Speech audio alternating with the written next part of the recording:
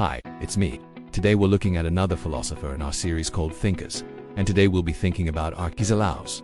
Now before we begin, if you haven't already, please consider subscribing to the channel. It really does help us grow and means that we can keep making these videos for you. Also, please remember to check out the links below. We've got a page there with all of our other videos and podcasts, as well as lots of other stuff that we think you might like. So go and check it out. And also please follow us on social media for updates and to see what else we re-up to. Okay, let's get into it.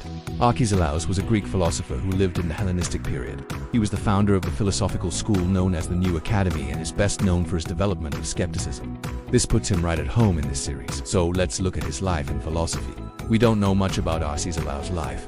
The little that we do know comes from Diogenes Laertius's Lives of the Philosophers, specifically from the section on Pyrrho, who was the person that he studied under. But we will likely never know very much because according to Pyrrho himself, Arcesilaus burned all of his letters. That's a pretty weird thing to do. Anyway, though, here's what we do know. He was born on the Greek island of Ceos around 316 BC and died in 241 BC when he was young. He went to Athens to study philosophy under the slightly older Pyrrho, who was a student of Socrates. Arcesilaus was apparently so talented that Pyrrho gave him his own school after just 2 years. This made Arcesilaus one of the youngest philosophers ever to have his own school. After Pyrrho died, Arcesilaus continued running the school until his death, which means that he ran it for over 50 years. It's also worth noting that he was friends with the poet Homer, not the guy from the Iliad, obviously, but a contemporary of Alexander the Great, and he dedicated some of his works to him. Also, when he was about 70 years old, apparently he got into a public disagreement with the Stoic philosopher Zeno of Citium, which ended in them both getting into a massive disagreement over the nature of good. This is the only time that we know of when Arcesilaus ever disagreed with someone in public. Other than that, he was famous for never publicly disagreeing with anyone. Arcesilaus' philosophy is often grouped together with Pyrrhonism and Epicureanism under the label skepticism. Skepticism is a method of inquiry that rejects the possibility of attaining certain knowledge or absolute truth. Instead, skeptics focus on suspending judgment on matters that are not immediately knowable.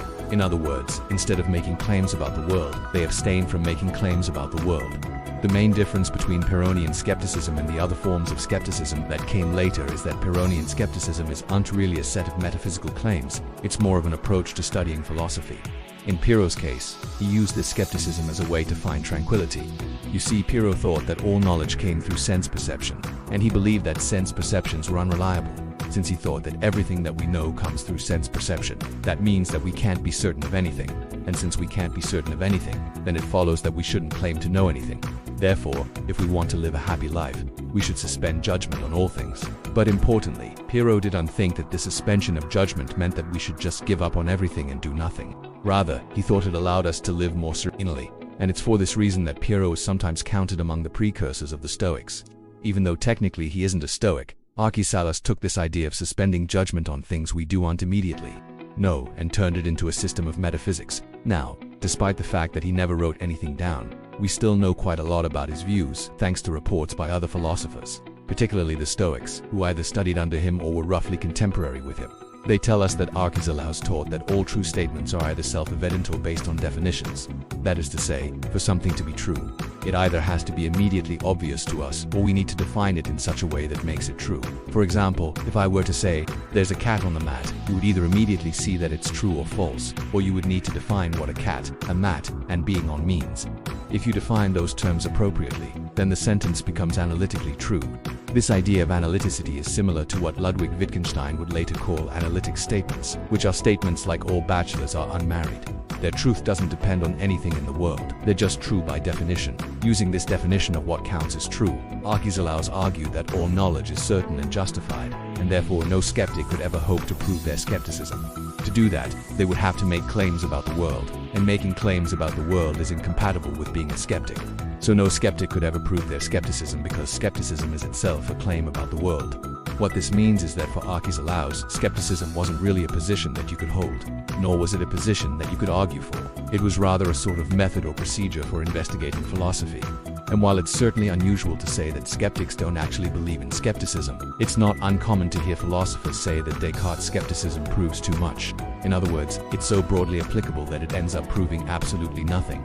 Now this is essentially the same criticism that S leveled against Douglas Hofstadter's approach to induction in his book Florida, where he uses an analogy of a monkey trying to learn about physics by throwing balls off the tower to argue that the justification for induction is uncircular. There's an assumption built into the attempt to justify itself. I made a video on that book, which you can watch here. According to Diogenes, Arcesilaus divided skeptics into 3 groups, each corresponding to the subject matter that they investigate. First, there are the physics skeptics, who doubt our ability to understand the physical world. Second, there are the skeptics of ethics, who doubt our ability to determine what is right and wrong. And third, there are the skeptics of language, who doubt our ability to communicate meaningfully. According to Diogenes, each of these branches of skepticism leads to a kind of tranquility. Physics leads to a tranquility of the body, ethics leads to a tranquility of the soul, and language leads to a tranquility of the tongue. By mastering any one of these, a person can attain tranquility, but the greatest tranquility comes from mastering all 3. In fact, Diogenes thinks that the highest form of skepticism is one that is untied to any particular subject matter. Instead, it's a universal skepticism that applies to everything. Attaining this level of skepticism requires carefulness in speech, carefulness in action, and a careful investigation of the nature of knowledge. Arcesilaus' skepticism had a profound influence on subsequent philosophy. It paved the way for later skeptical thinkers like Sextus Empiricus, and was a major factor in the rise of the Middle Ages. Though it's important to note that many people think that the supposed decline of philosophy in the Middle Ages is a myth. You can learn more about that through our episode on the death of philosophy. It also influenced the Stoics, who developed their own theories about how knowledge works in order to oppose skepticism. It even influenced Plato, who tried to develop a theory of knowledge that would overcome the problems that he saw with Arcesilaus' skepticism. So, as you can probably tell, Arcesilaus had a huge impact on the history of philosophy, despite leaving behind no written works. His focus on the reliability of our senses and his insistence that we should suspend judgment on things we do immediately know opened up new ways of thinking about knowledge and reality. While we may not know much about Arcesilaus himself, we can appreciate the significant contributions his philosophy made to the development of Western thought. If you enjoyed this video and you'd like to learn about more thinkers, please remember to subscribe and to leave a like on your way out. As always, thank you for watching. Until next time.